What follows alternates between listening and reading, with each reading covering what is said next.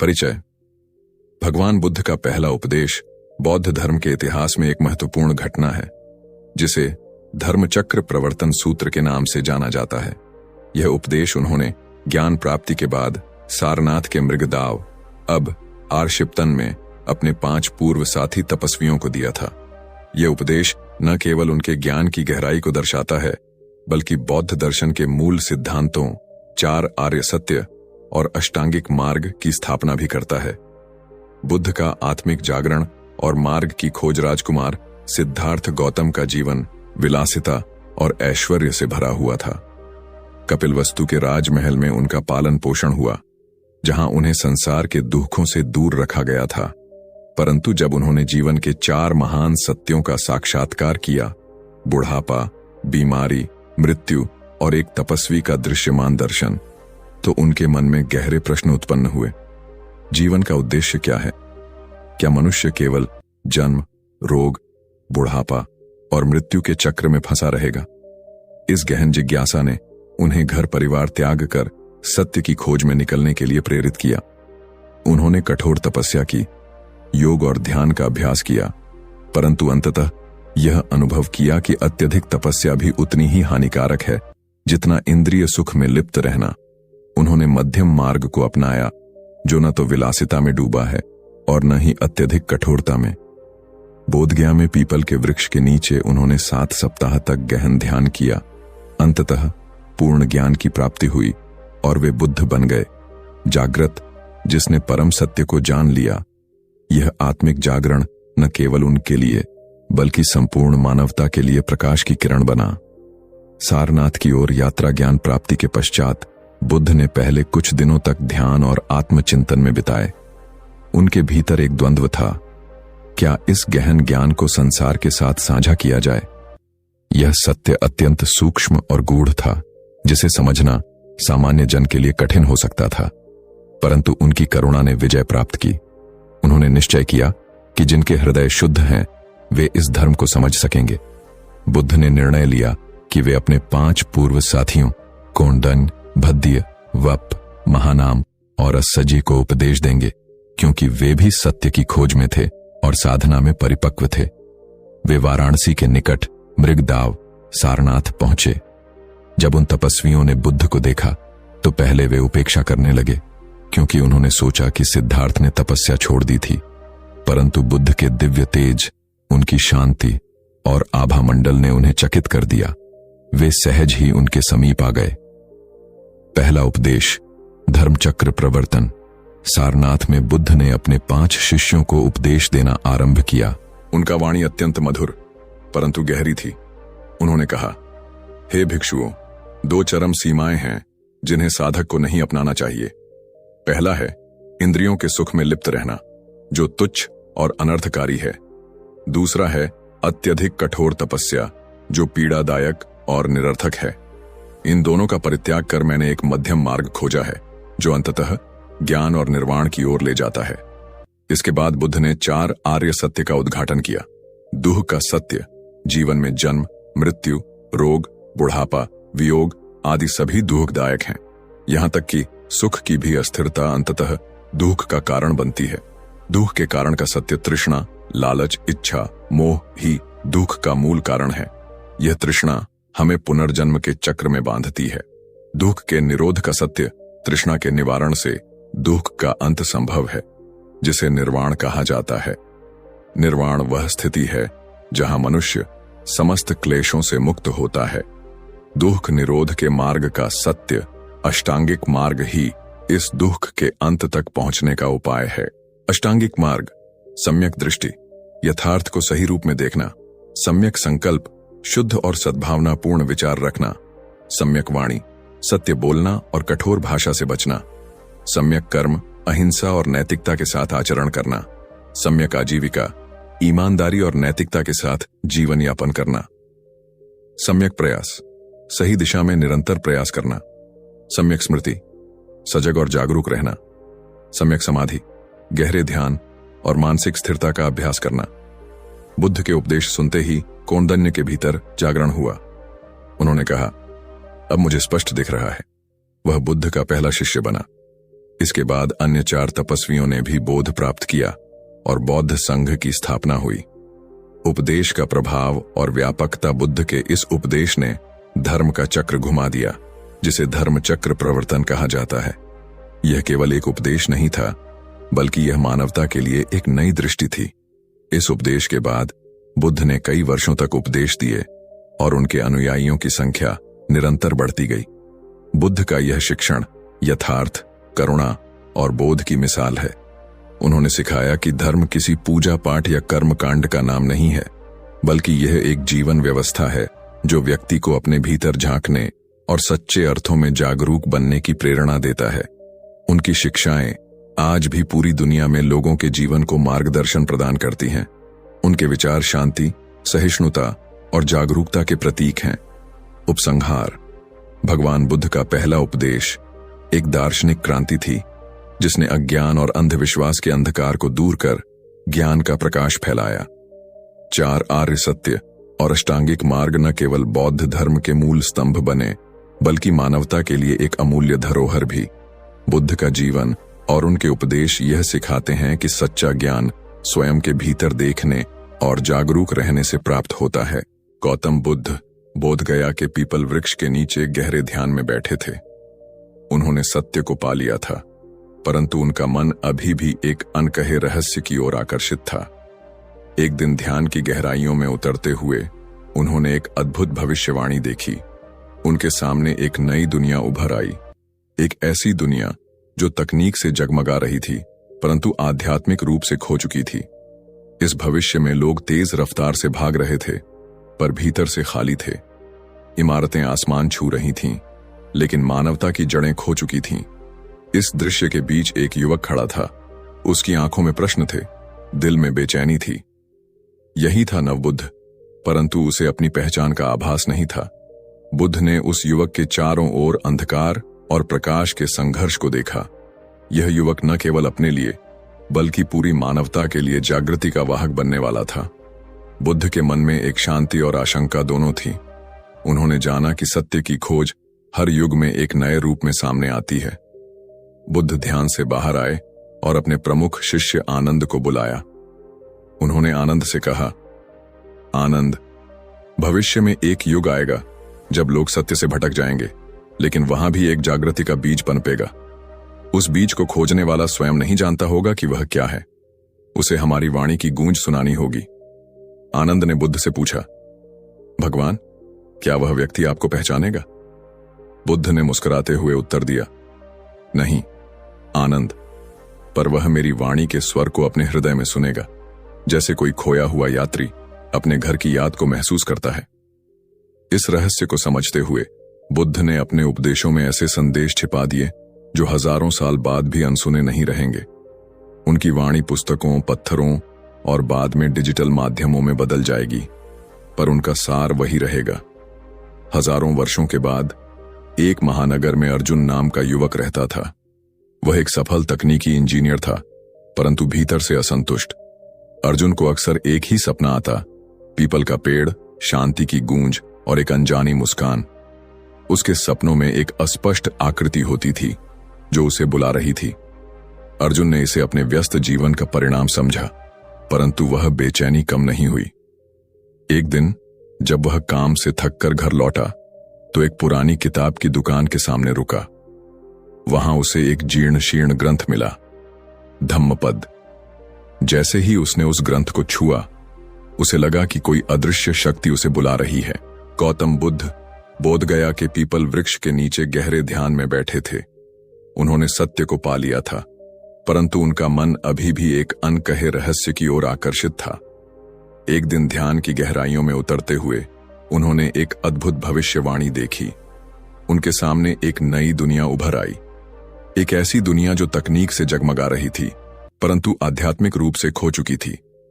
इस भविष्य में लोग तेज रफ्तार से भाग रहे थे, पर भीतर से खाली थे। इमारतें आसमान छू रही थीं, लेकिन मानवता की जड़ें खो चुकी थीं। इस दृश्य के बीच एक युवक खड़ा था।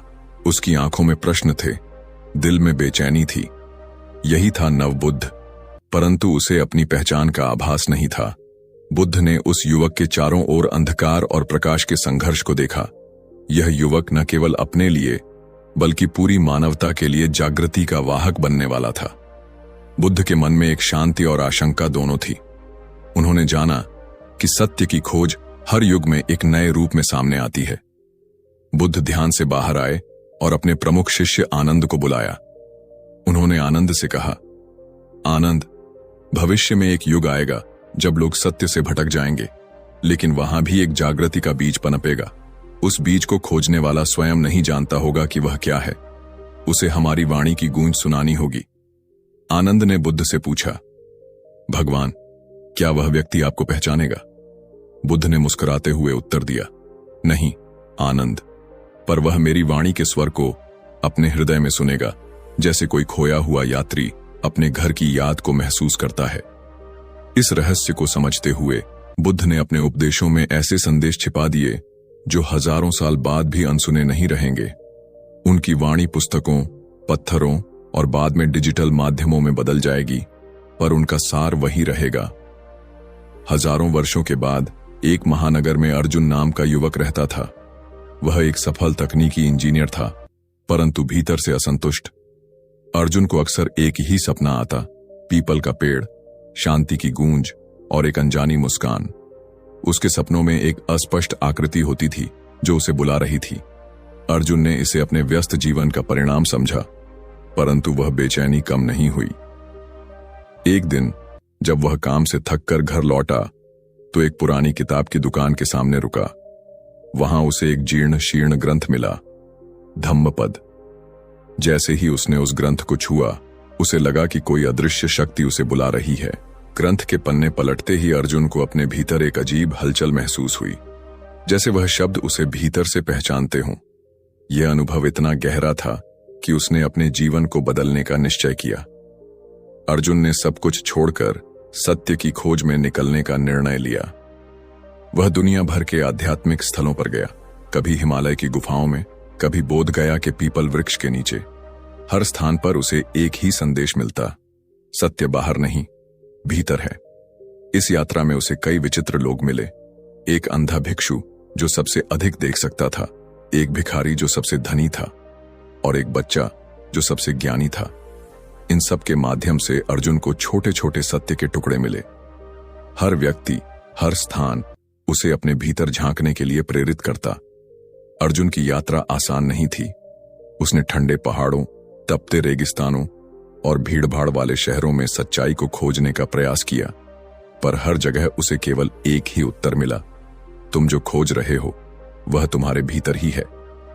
अंततः अर्जुन फिर उसी पीपल के वृक्ष के नीचे पहुंचा जहां बुद्ध ने ज्ञान प्राप्त किया था।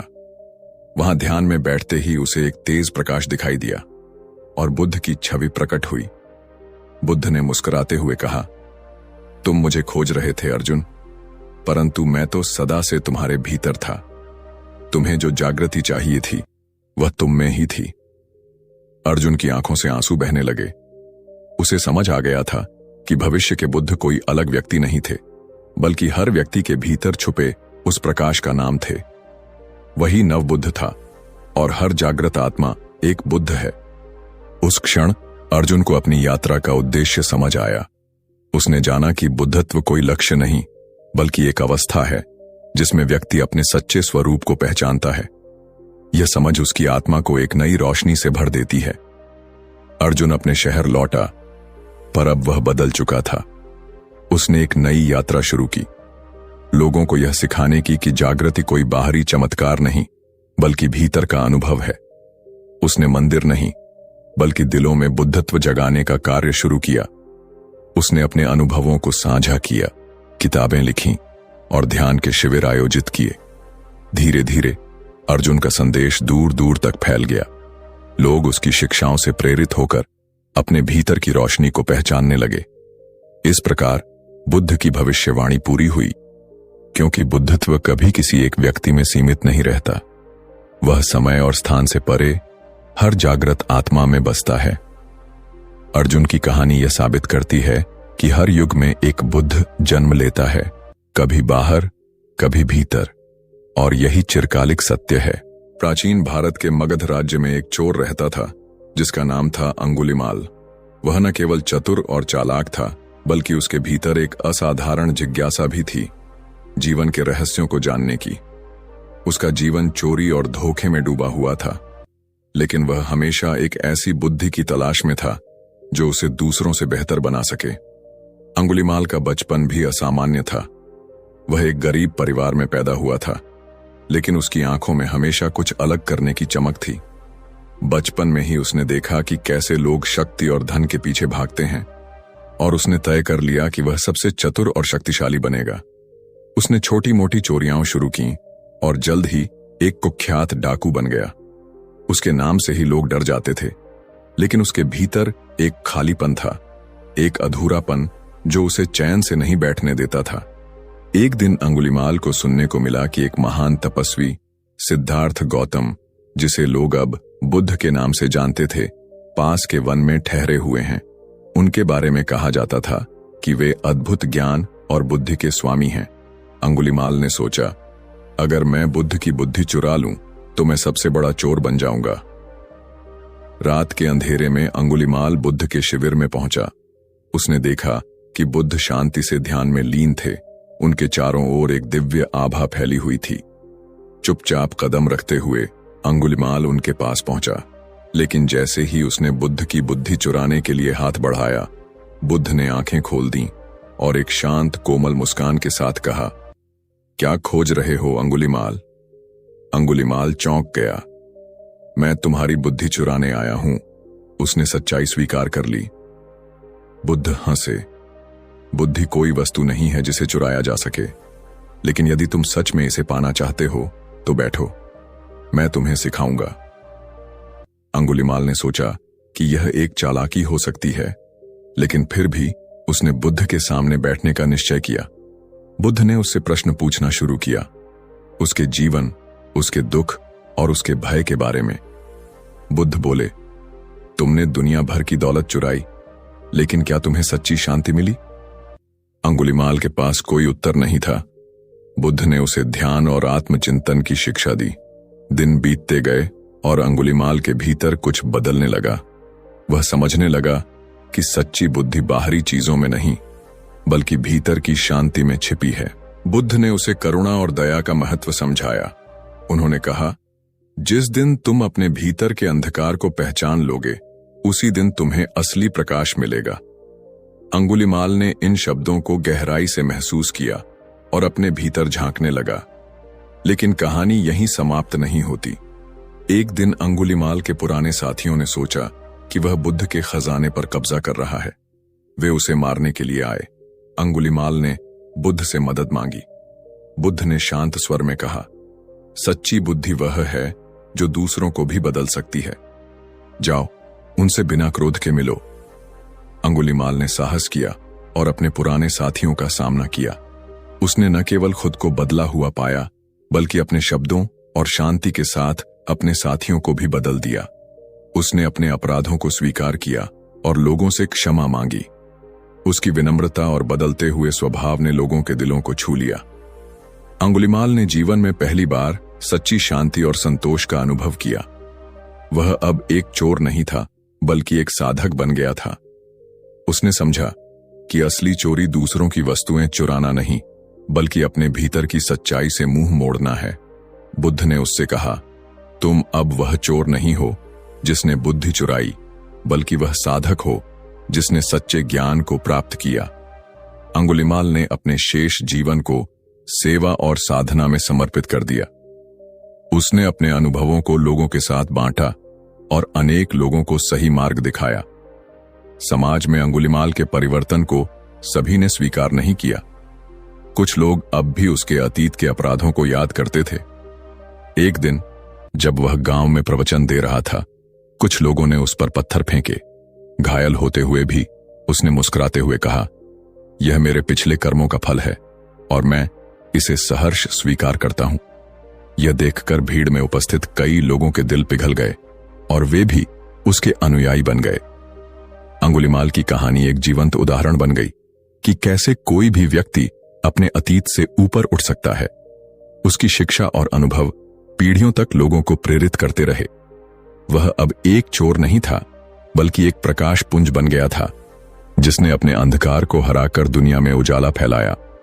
निष्कर्ष, यह कहानी हमें सिखाती है कि बदलाव और ज्ञान हमारे भीतर ही छिपे होते हैं। उन्हें खोजने के लिए हमें बस सही दिशा में देखना होता है। सच्ची बुद्धि को चुराया नहीं जा सकता, बल्कि उसे आत्मचिंतन, अनुभव और सही मार्गदर्शन से पाया जाता है। अंगुलीमाल की यात्रा यह प्रमाणित करती है कि चाहे जीवन में कितनी भी गलतियां की हों, सच्चे प्रयास और परिवर्तन से हर कोई अपने भीतर के प्रकाश को पा सकता है।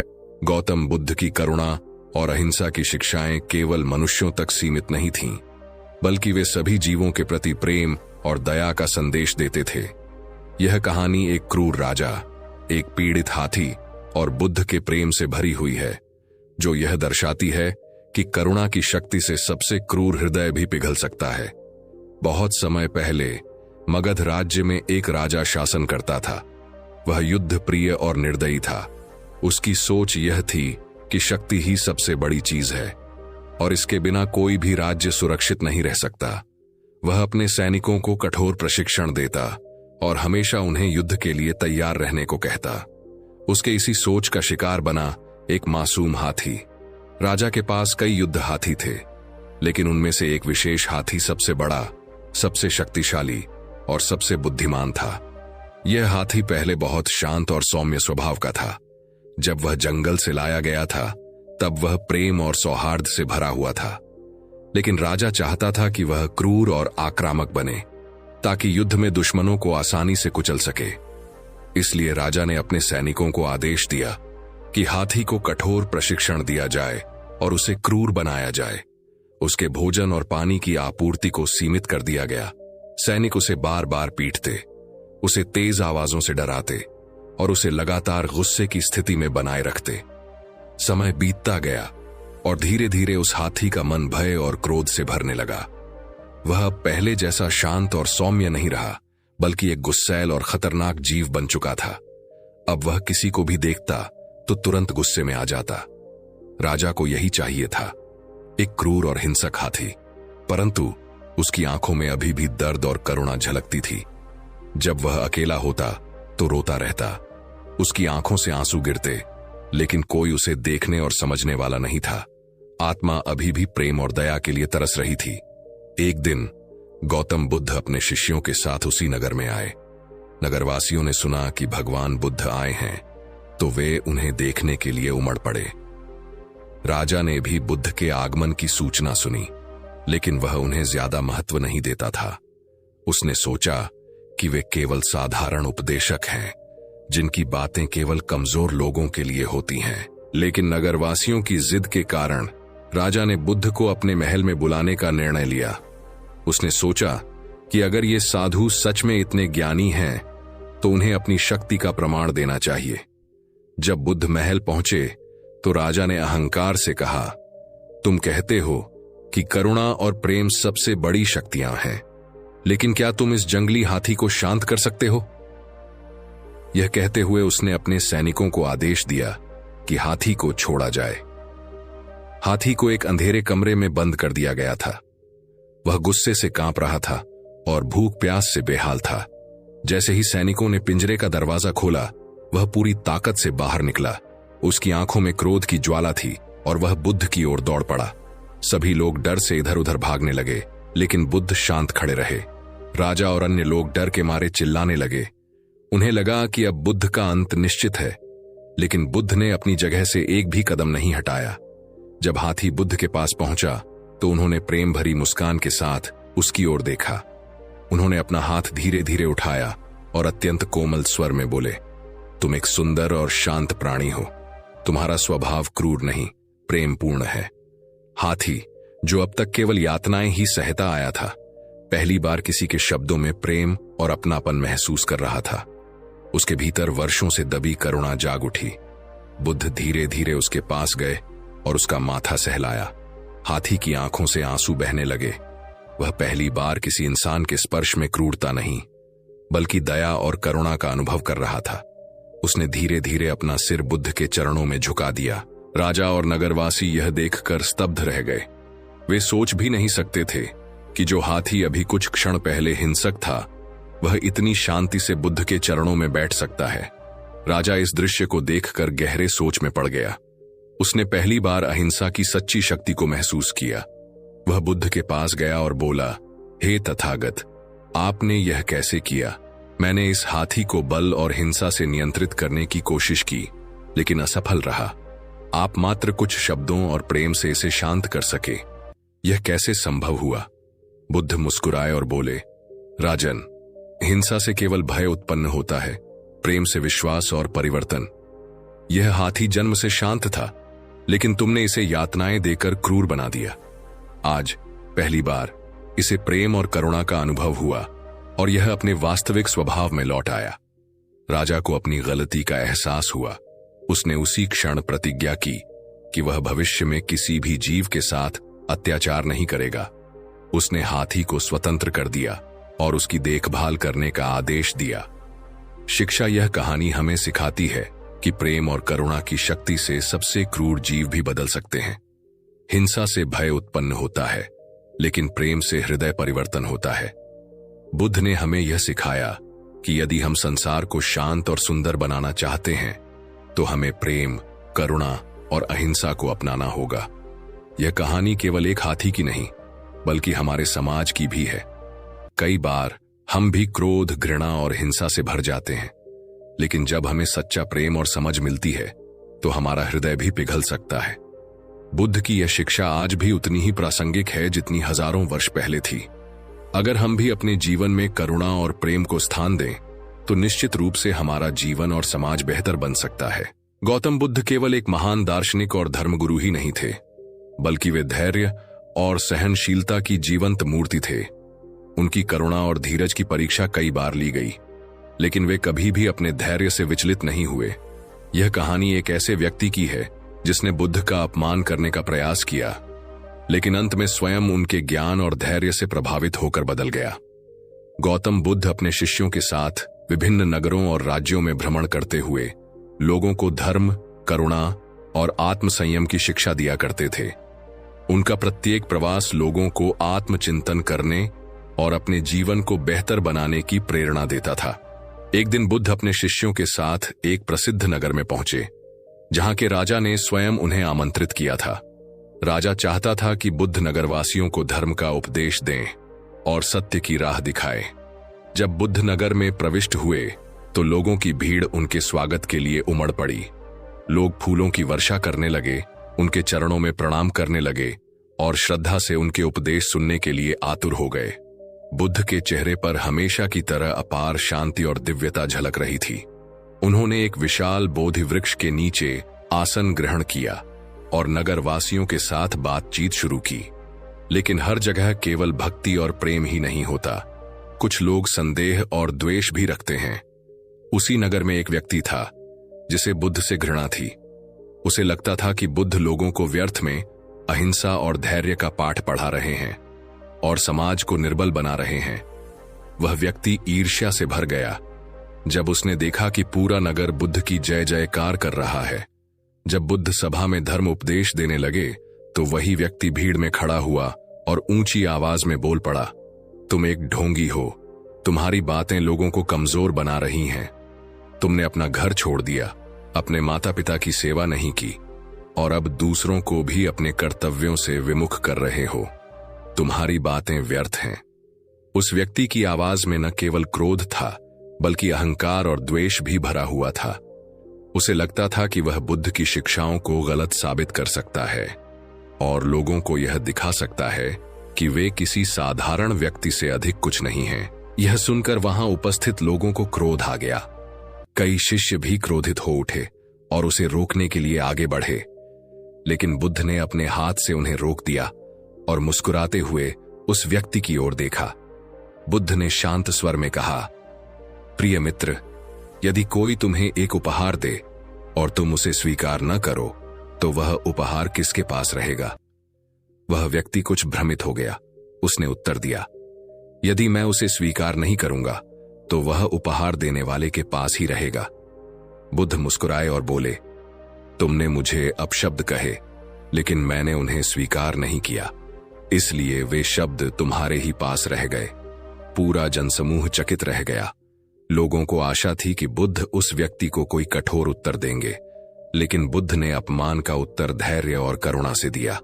यह देखकर वह व्यक्ति भी हतप्रभ रह गया। बुद्ध की यह सहज और शांतिपूर्ण प्रतिक्रिया उस व्यक्ति के हृदय में गहरे उतर गई। उसने पहले सोचा था कि बुद्ध भी अन्य लोगों की तरह क्रोधित होकर उत्तर देंगे, लेकिन उनकी सहनशीलता ने उसे सोचने पर मजबूर कर दिया। वह व्यक्ति धीरे धीरे बुद्ध के पास आया, उनके चरणों में गिर पड़ा और बोला, हे महान आत्मा, मुझे क्षमा करें। मैं अपने अहंकार में अंधा था। मैं आपके धैर्य की परीक्षा लेने आया था, लेकिन अब समझ गया कि सच्ची शक्ति सहनशीलता में है, न कि क्रोध में। कृपया मुझे भी अपने शिष्यों में स्थान दें। बुद्ध ने उसे प्रेम से उठाया और बोले, धैर्य और क्षमा ही सच्चे ज्ञान का प्रथम चरण है। यदि तुम इसे अपनाने के लिए तैयार हो तो तुम्हारा स्वागत है। इस घटना के बाद राजा स्वयं बुद्ध के पास आया और बोला, हे भगवान, आज आपने हमें एक महान शिक्षा दी। हम क्रोध को शक्ति समझते थे, लेकिन आपने दिखा दिया कि सच्ची शक्ति आत्मसंयम में है। कृपया हमें भी यह मार्ग दिखाएं। बुद्ध ने मुस्कुराते हुए कहा, राजन, क्रोध आग के समान है। यदि तुम इसे पकड़कर रखोगे तो यह तुम्हें ही जलाएगा। इसे छोड़ दो और तुम्हारा हृदय शांति से भर जाएगा। राजा और नगरवासियों ने यह बात अपने हृदय में बैठा ली और बुद्ध के मार्ग का अनुसरण करने का निश्चय किया। शिक्षा यह कहानी हमें सिखाती है कि क्रोध का उत्तर क्रोध से नहीं दिया जाना चाहिए। धैर्य और सहनशीलता ही सच्ची शक्ति है। हमारे शब्द और कर्म हमारे नियंत्रण में होते हैं। यदि हम किसी के अपमान को स्वीकार नहीं करते तो वह हमारा नुकसान नहीं कर सकता। क्रोध स्वयं को जलाने वाली अग्नि है। जो व्यक्ति इसे त्याग देता है वही शांति प्राप्त करता है।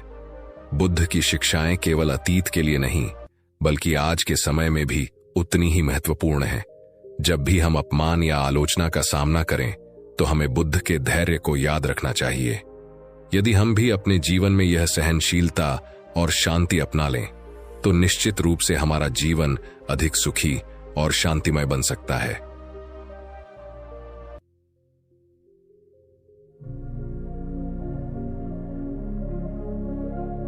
दोस्तों, आज की कहानी यहीं समाप्त होती है। अगर आपको ये वीडियो पसंद आया हो तो इसे लाइक करें, शेयर करें और हमारे चैनल SRG स्टोरी को सब्सक्राइब जरूर करें। आपकी प्रेरणा हमें और बेहतर कहानियां लाने का हौसला देती है। अपनी राय नीचे कमेंट में जरूर बताएं और बेल आइकन दबाना न भूलें, ताकि हमारी अगली कहानी का नोटिफिकेशन आपको सबसे पहले मिले। धन्यवाद और फिर मिलते हैं।